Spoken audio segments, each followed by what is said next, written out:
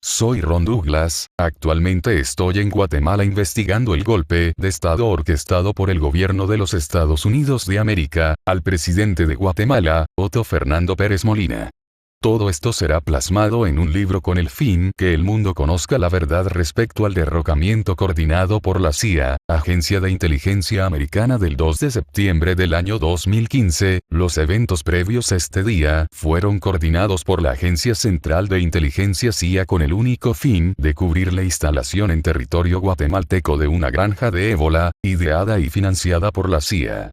Los eventos se salieron de control para la agencia, a tal punto que la granja de ébola fue operativa en Guatemala y amenazó el territorio sur de México. En primer lugar, deseo mostrar mi pesar y solidaridad con los exfuncionarios del gobierno del expresidente Otto Fernando Pérez Molina, quienes están presos de manera ilegal por coordinación de la Embajada de los Estados Unidos, siendo ellos: expresidente Otto Fernando Pérez Molina, los exministros de la Defensa Manuel López Ambrosio y Ulises Anzueto, exministro de Gobernación Héctor Mauricio López Bonilla y el expresidente del Seguro Social Juan de Dios de la Cruz Rodríguez. Mi pesar por el dolor que hoy pasan. Prefacio de las operaciones de la Central de Inteligencia Americana. Para pocas personas los siguientes números significan algo. 15 grados, 15 minutos norte, 90 grados 15 minutos oeste. Si los ingresas en Google obtendrás las coordenadas de Guatemala. Un pequeño país de América Central, ha sido uno de los campos de juego preferidos para la CIA, Agencia Central de Inteligencia. El siglo pasado, en 1954, derrocaron al presidente de Guatemala únicamente por haber puesto nervioso al director de CIA de ese entonces, Allen W. Dulles, con la operación PB Success.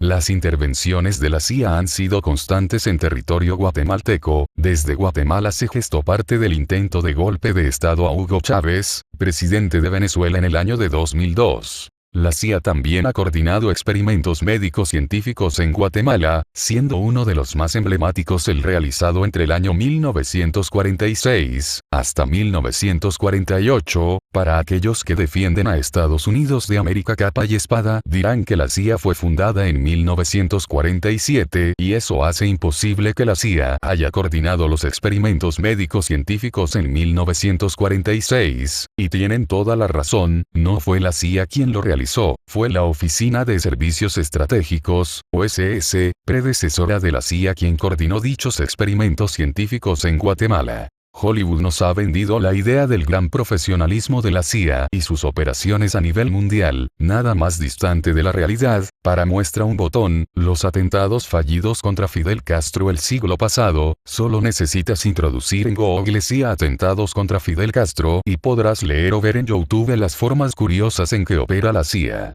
Uno de los métodos más comunes son las operaciones tipo manzana acaramelada, que consisten en localizar una organización, inducirlos a delinquir, de ser necesario darles el entrenamiento y los medios para hacerlo. Es como ofrecerle a un niño una manzana dulce, hacerla ver deliciosa, cubrirla con chispas de colores, y castigarlo por desearle y comerla, y además provocarle una carie. Así es la CIA y así son sus métodos. Un buen ejemplo de este tipo de operaciones manzana acaramelada es la coordinada y realizada por la ATF, Agencia de Alcohol, Tabaco, Armas de Fuego y Explosivos, entre el año 2006 y 2011, llamada Rápido y Furioso, que proveyó armas de uso militar a carteles del narcotráfico mexicano. Perdieron el rastro a 2.000 armas, lograron recuperar tan solo 700, con el resto se cometieron decenas de asesinatos en territorio mexicano, todo por una operación fallida del tipo manzana acaramelada. Antes de continuar haré una pregunta. ¿Qué virus es más peligroso? ¿El ébola o el VIH? Es probable o seguro que respondas que el ébola, sin embargo la respuesta correcta es el VIH. Los dos virus tienen una tasa de mortalidad elevada. A la fecha pocos son los casos de personas que han sobrevivido al VIH, pero el VIH representa un mayor peligro por su largo periodo de incubación de 10 años. Durante este periodo el virus del VIH se esparce de un individuo. El ébola posee un periodo de incubación corto. En un inicio infectará a muchos individuos, pero llega a un punto de saturación, donde no hay más individuos que infectar, tal como sucedió con las pestes en la Edad Media. Las poblaciones más afectadas son aquellas con pobres controles sanitarios. Aún en una población con pocos recursos a lo lo largo del tiempo sería controlable. El gran poder del ébola es desbaratar economías, realizar movilizaciones de población de un país poco desarrollado a otro con mayor desarrollo en busca de una mejor asistencia sanitaria, también es capaz de movilizar capitales.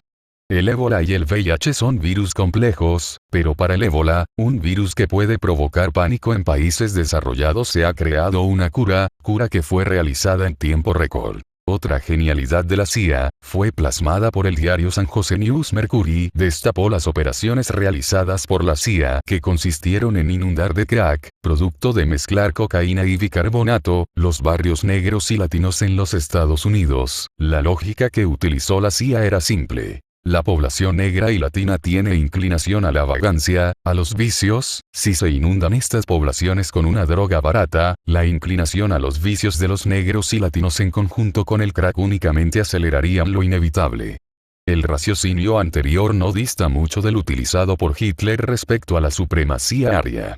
Lastimosamente la lógica no fue la adecuada y ahora el crack es un flagelo para todas las razas, no digo para todos los estratos, pues si el crack es un derivado de la cocaína, las penas deberían de ser similares, pero las penas por consumo de crack son 100 veces mayores a las penas por consumo de cocaína. El VIH es un virus de autor, un virus diseñado para golpear a una comunidad en especial, la comunidad LGBT, lesbianas, gays, bisexuales y personas transgénero, que en los años 70 su cara más visible era los hombres homosexuales o gays.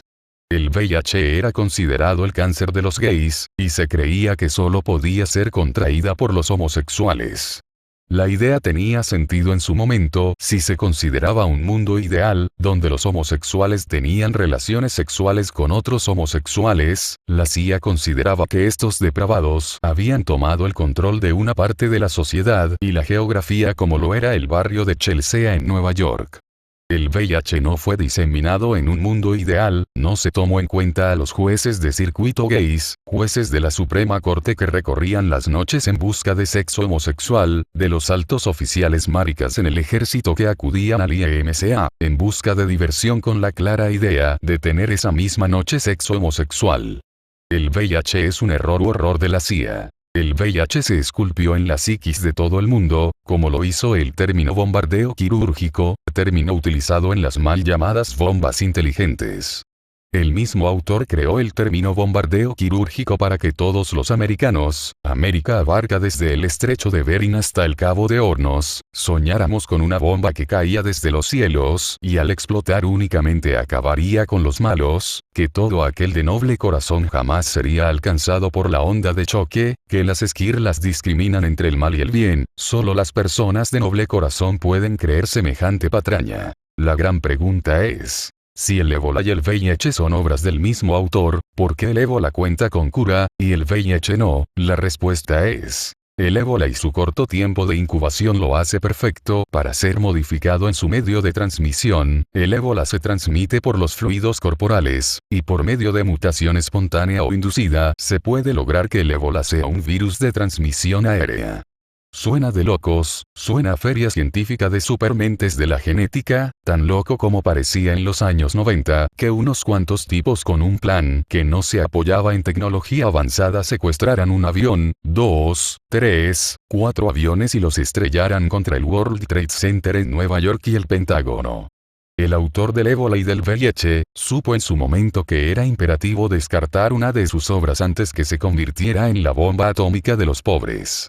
Y por ello coordinó la creación de la vacuna contra el ébola, simplemente para desalentar a todo aquel que lo quiera utilizar como arma. La CIA perdió uno de sus juguetes, si no mata, no sirve. Del otro lado del mundo, en otro de los patios de juego de la CIA, en Senegal, una de las unidades de la CIA, de las llamadas incubadoras, cuya tarea es crear situaciones de interés, ya sea de creación espontánea o inducida, desarrollaron un plan para capitalizar tanto económicamente como política, la epidemia de ébola que surgía en África Occidental. El plan era sencillo: inventar una célula terrorista que tomara el ébola, lo procesara de alguna manera y que ésta fuera una amenaza para territorio estadounidense, como había pasado tantas veces. Si no existe la situación, había que crearla o alentarla. Así que contactaron a unos tipos que se reunían en Dakar a beber, charlaban con las formas de atacar a los infieles en su territorio. Se hacían llamar Zarat al-Nar. Se les proporcionó efectivo a los supuestos borrachines de Zarat al-Nar, la CIA únicamente quería ruido, cabezas para exhibir, pero no sucedió, pensaron que el dinero estaba siendo utilizado con mujerzuelas y gustos exóticos, nada de que alarmarse, pero el problema era sencillo, Zarat al-Nar existía, pero no tenían una línea de trabajo, de forma milagrosa, la CIA proporcionó la idea y el financiamiento. Al transcurso de los meses, 2 miembros de Zarat al-Nar murieron, la CIA pensó que habían sido estafados, que simplemente, se habían topado con un grupo de estafadores y perdió el interés, pues habían otros juegos por inventar. A finales del año 2014, los servicios de inteligencia de un pequeño país llamado Guatemala, detectaron un flujo de indocumentados por su territorio de origen africano, había flujo de dinero desde Panamá, había infraestructura, propiedades, todo eso era un rompecabezas que la inteligencia guatemalteca había descifrado. La información de inteligencia se acumulaba, en cierto momento se compartió con la Embajada de Estados Unidos en Guatemala, se mostraba la logística, la infraestructura y lo más aterrador, el flujo de efectivo desde Panamá, y qué decir del personal operativo de Zarat al-Nar en este país centroamericano, lo más aterrador, la granja de ébola era operativa, en un 100%. El pánico inundó a la CIA, había que desmantelar a Zarat al-Nar, había que evitar que el mundo se enterara de ello, Guatemala esperaba ayuda, cruce de información o felicitaciones del tío Sam. El éxito de Guatemala era la condena de la CIA, pues esta aberración sería solo comparable con la inexistencia de armas químicas en Irak, luego de la invasión de George W. Bush. Para desmantelar a Zarat al-Nar en Guatemala la CIA consideró crear una cortina de humo, el caos era la cortina perfecta, para ello la agencia apostó en devaluar agresivamente la moneda guatemalteca por medio de capitales buitre, el gobierno de ese entonces al frente de Otto Pérez Molina, logró mantener el tipo de cambio, el gobierno guatemalteco no quería golpear a la clase baja y media del país. La CIA presionó en muchas ocasiones con capitales buitre, la destreza del equipo de gobierno logró sortear la tormenta. El salvar la economía guatemalteca solo enfureció a la CIA, simplemente juraron dar un golpe de estado y encarcelar a Otto Pérez Molina y sus altos funcionarios. Los datos en que baso mi investigación provienen de un rompecabezas de fuentes, un gran número de datos fueron proporcionados por canales no convencionales provenientes de la Embajada de Estados Unidos. Esta porción de historia cuenta con nombres que fueron cambiados a solicitud de los involucrados, otro tanto prefirió utilizar seudónimos, agradezco a todos por igual el esfuerzo para plasmar la verdad. La CIA indujo a utilizar el ébola como arma, pero se salió de control, Zarat al-Nar tomó la iniciativa y dispuso manos a la obra, la CIA proporcionó el financiamiento. La infraestructura en Guatemala se coordinó desde África. La granja de ébola se instaló en el siguiente polígono con coordenadas 15.120598, menos 90.64 75 85. 15.11 46 32, menos 90.51 60 92. 15.08 23 13, menos 90.65 32 50. 15.07 35 28, menos 90.48 87 98. Durante el periodo de funcionamiento de la granja, Zarat al-Nar dio inicio al paso de grupos de inmigrantes africanos que recorrían Guatemala para llegar a Estados Unidos. Unos grupos eran ensayos de traslación, otros eran eco para encubrir la operación de Zarat al-Nar. La razón principal del paso de estas personas de origen africano fue dejar a 1 o 2 individuos de cada grupo en Guatemala y llevarlos a la granja y crear el grupo de infección Adala.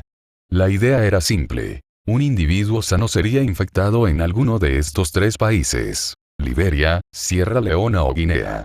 Luego de unas pocas horas de ser infectado vía inoculación, el individuo sería trasladado vía aérea, vuelo comercial con escalas, hacia Guatemala. La ruta evitaría pasar por México, Colombia, Venezuela o Argentina. Al llegar a Guatemala el infectado descansaría en la granja, esperando que los síntomas se agudizaran. En ese momento se tomarían muestras de sus fluidos y una parte se almacenaría y otras serían aplicadas a individuos sanos del grupo de infección Adala. Debían respetar que tan solo tenían 7 días para incubar la enfermedad, así que cada 7 días necesitarían a otros huéspedes sanos para el ébola, a fin de mantener viva y circulante la enfermedad. Algunos infectados del grupo Adala saldrían de la granja para ser trasladados hacia una pista aérea clandestina y viajar al norte de México, lo más cercano al Distrito Federal. Luego serían transportados vía terrestre hasta las ciudades fronterizas de México con Estados Unidos. Todo esto con el fin de proporcionar fluidos infectados y crear focos de infección en las ciudades colindantes de la frontera con Estados Unidos. Ciudades escogidas estratégicamente por su pobre calidad sanitaria serían los blancos. Sarat al-Nar tenía claro que se producirían unas pocas muertes, mas el fin era la inducción de pánico social y financiero, un éxodo masivo de personas hacia los Estados Unidos desde las ciudades mexicanas. Provocaría el fin de la producción maquilera, el cierre de fronteras, un golpe económico y mediático sin precedentes. Gran parte del gabinete de Otto Pérez Molina se encuentra detenido, el ministro de la Defensa, el presidente del Seguro Social, ministro de Gobernación, ministro de Seguridad o del Interior, están en calidad de secuestrados de su propio estado, todo montado por la CIA a fin de mantener la operación oculta. A lo largo del tiempo se formará un rumor, tal como sucedió con las armas químicas de Irak, como tantos casos. Para comunicarte conmigo envía un correo. teucro.géminis1984@gmail.com. Recuerda, todo junto sin espacios.